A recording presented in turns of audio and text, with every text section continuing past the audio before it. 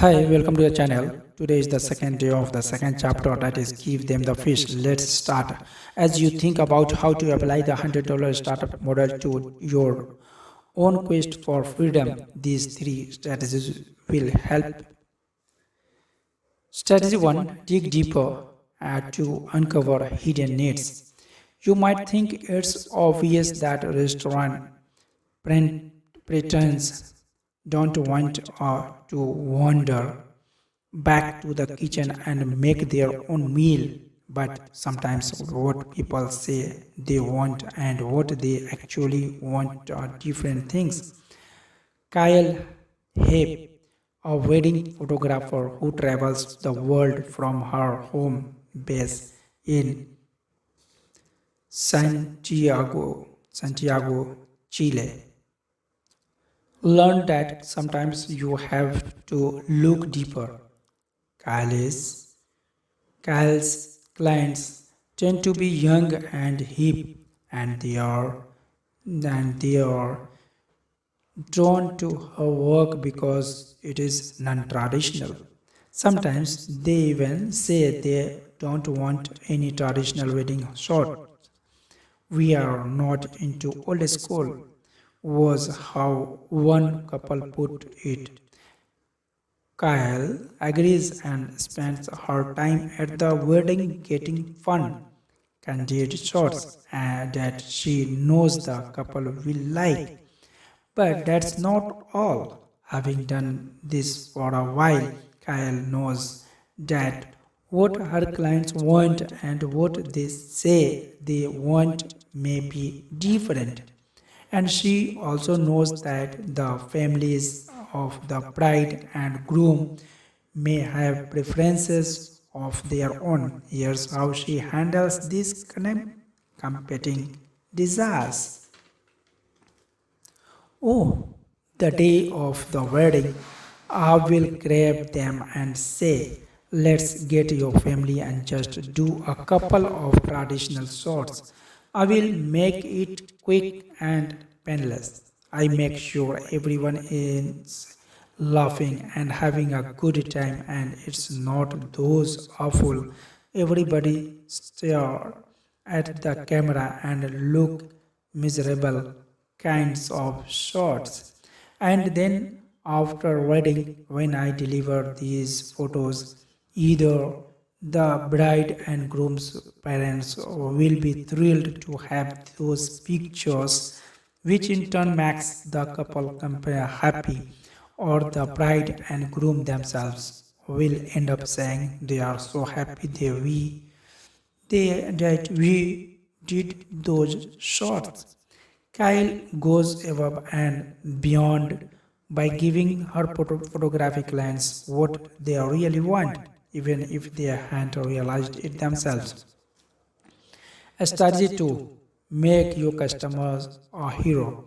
In India, I heard from Purna Dagirala, Purna Dagirala, who said that he operates a training business to help people become awesome at Microsoft Excel. Microsoft Excel does not interest me much, but Purna's financial details caught my attention. In the last year's net income column on my survey form, he had written $1,36,000. A salary like that is impressive where I live, but I have traveled enough to know that in India it's huge. What's more, Purna was on track to earn more than $2 lakh the next year, his third year of operation. His customers were big fans. When I googled him, I found a comment that said he was one user's BFF for Excel, his best friend forever.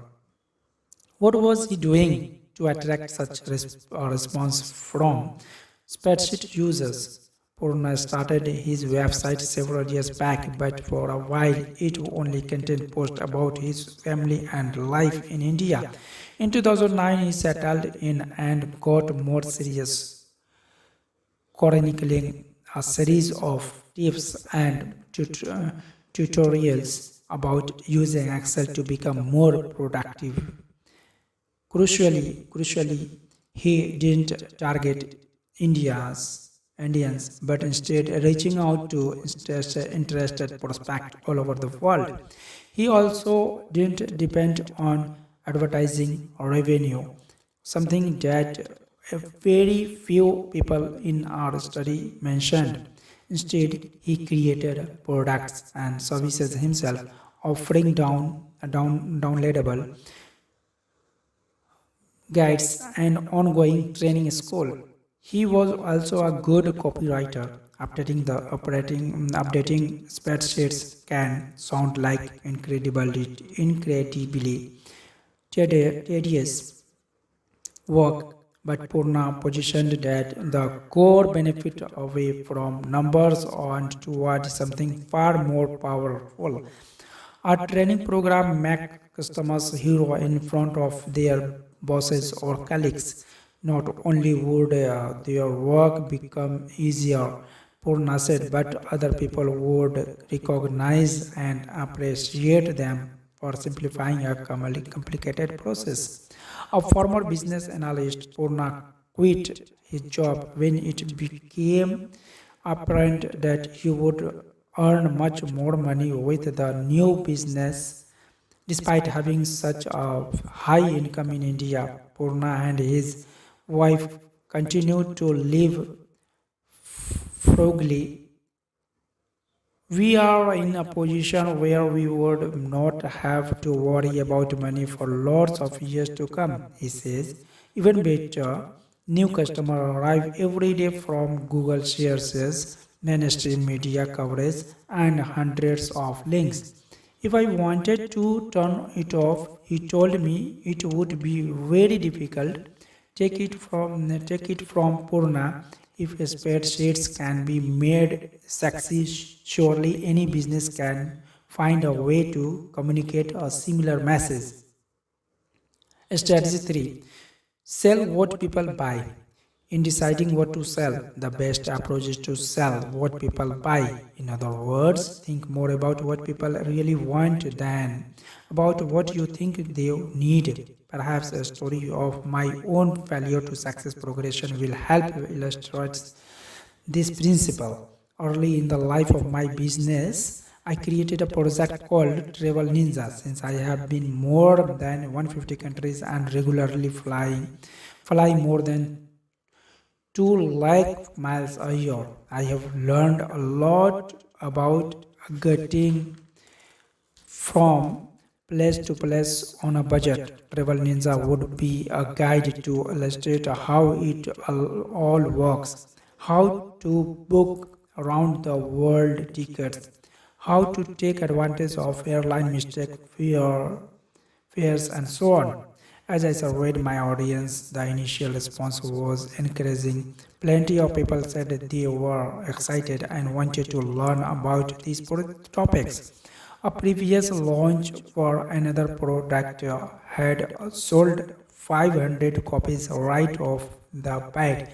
So on the big day, dutifully got up early and updated the site to make it live.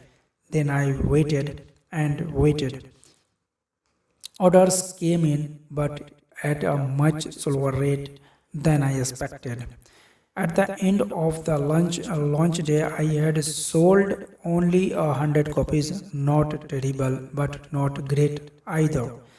For several weeks, I was puzzled by the low response. The feed, the feedback from the customers who purchased Travel Ninja was almost unanimously positive, but so few people had purchased that I knew something was wrong with the messaging. Finally, I figured it out. Most people don't care about the in increases of how airlines work. They just want to know how to get cheap tickets. My prospects who didn't buy felt overwhelmed by the details and complexities, like the over, over eager chef at the beginning of the chapter when I was trying to take them into the kitchen with me, not just giving them the meal they wanted. Aha, lesson learned. I regrouped a year later with another travel product. This one was called Frequent Flyer Master, and I did everything I could to make it more accessible. I even used the previous experience as part of the sales copy. Maybe you don't want to travel to 20 countries in a year like I do, but if you could go to one place for nearly free, where would it be? This product did much better, selling 500 copies on launch day and going to produce more than $50,000 in net income over the next year. The success was also quite a relief, but because for almost a year I had wondered whether people would buy information about travel. Thankfully, they will if it's packaged properly in a way that meets their needs. Another year later, I applied the lesson even further. The most frequent request from frequent flyer master owners who otherwise loved the product was for more updates on late breaking travel opportunities. With that in mind, I created the travel hacking cartel to tell people exactly what to do to take advantage of deals all over the world. The careful message this time was don't worry about the details, just do what we say and you will regularly earn enough miles for free plane tickets every year.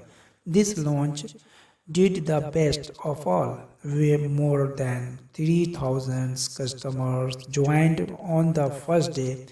I had finally figured out how to give more customers what they wanted. Product 1 Ninja Travel, only 100 sales. Product 2 Frequent Fly Master, 500 sales. And product 3 Travel Hiking Cartel, 3000 sales. 6 steps to getting started right now. As we saw from the stories in chapter 1, you don't need a lot of money or special training to operate a business. You just need a product or service, a group of people who want to buy it, and a way to get paid. We will look at each of these things in more detail throughout the book, but you don't have to wait to get started. Here are the 6 steps you need to take. Number 1, decide on your product or service. Number 2, set up a website, even a very basic one. You can get a free one from wordpress.org. Number 3, develop an offer. An offer is distinct from the product or service. See chapter 7 for help. Number 4, ensure you have a way to get paid. Get a free PayPal account to start.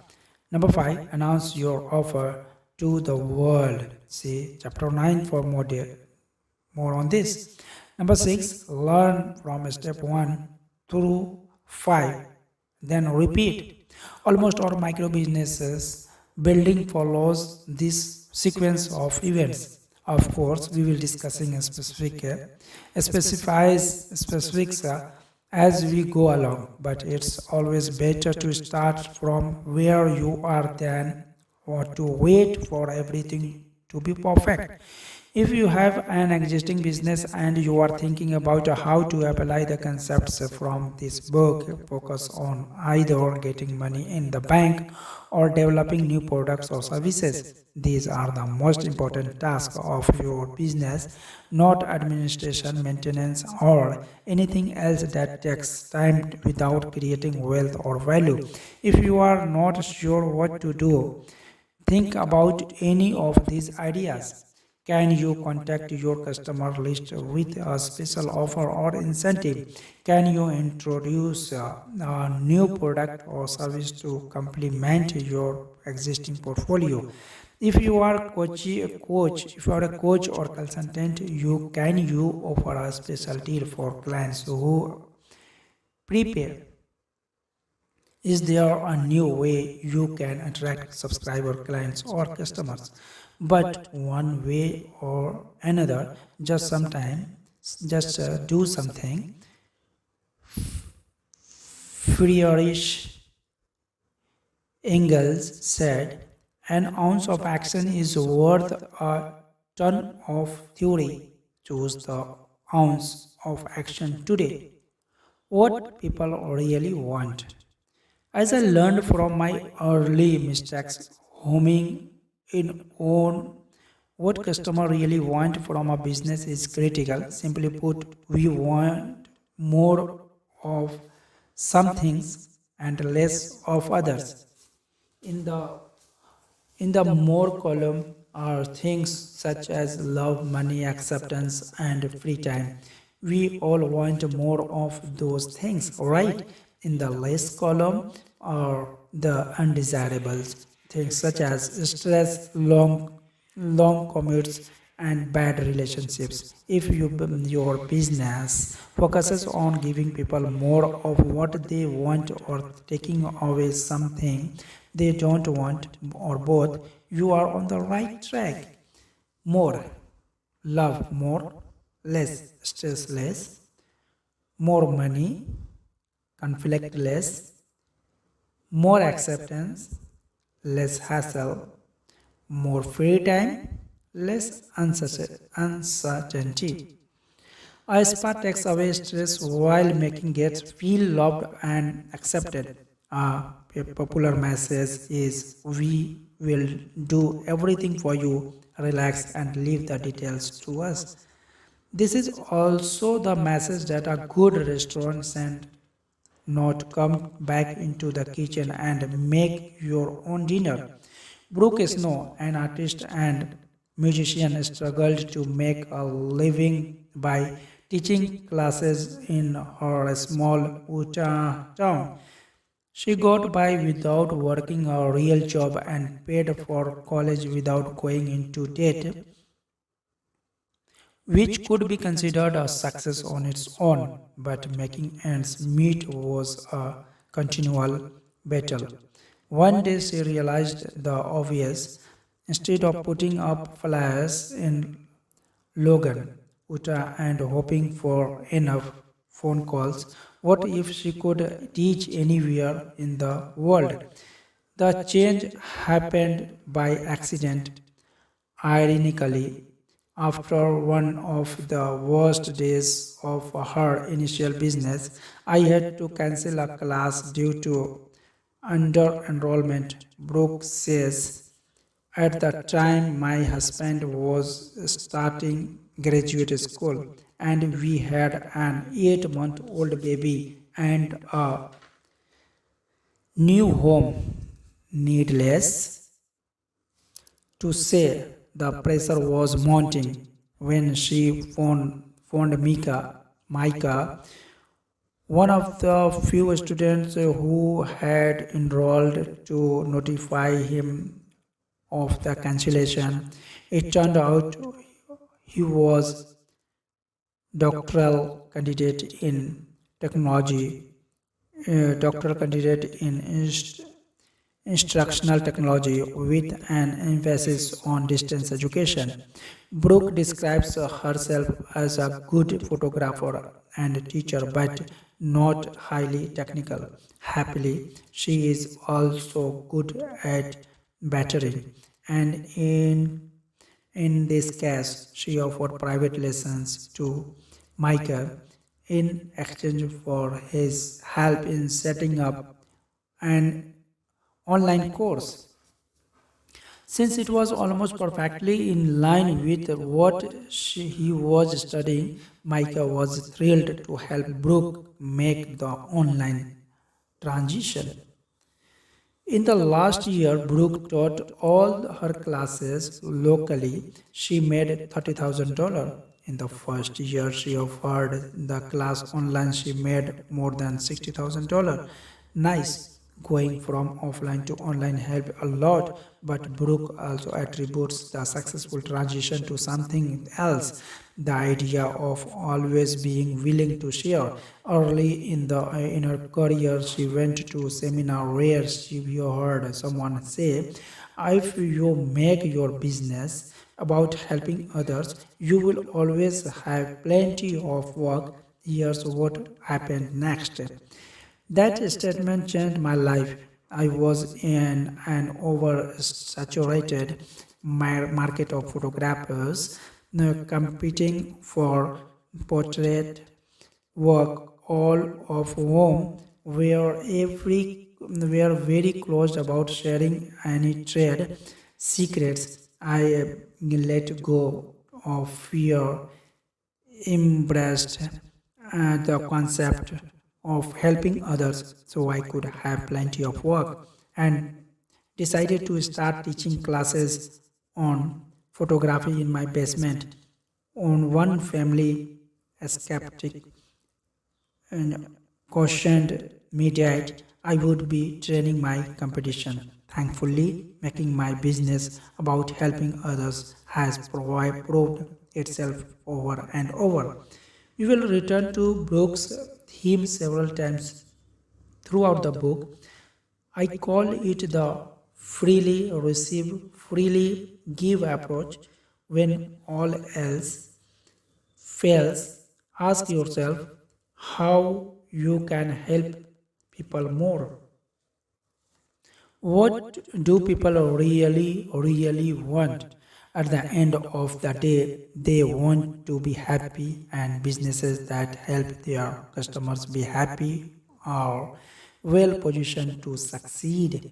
The V6 ranch creates modern cowboys. Kelly's yoga practice help busy executives prepare for their day in peace. The restaurant we want to eat to at the end of the stressful week, when it's not making its customers pop back into the kitchen, helps its patrons relax and decompress over the glass of wine and great service. Conversation with the group returned to this theme many times in different ways. The common theme was to figure out what people want and then find a way to give it to them. This is the roadmap to a successful, profitable business. As you build your escape plan, keep your eyes on the prize, creating a real value by giving people what they really want. Key points. Value means helping people. Our, our unexpected entrepreneur discovered that when they focused on providing value above all else, their businesses were successful. Give people what they really want, not just what you think they should have. Give them the fish. The more you can market a core benefit instead of a list of features, the easier it will be profit from your data. Core benefits usually relate to emotional needs more than physical needs. Most people want more of some things: money, love, attention, and less of other things: stress, anxiety, debt. Always focus on what you can add or take away to improve someone's life, and then prepare to get paid. Thank you so much. If you are new on the channel, subscribe the channel and press bell icon so that you will get notification about new video upload. Don't forget to like and share. We will start third chapter in the next session.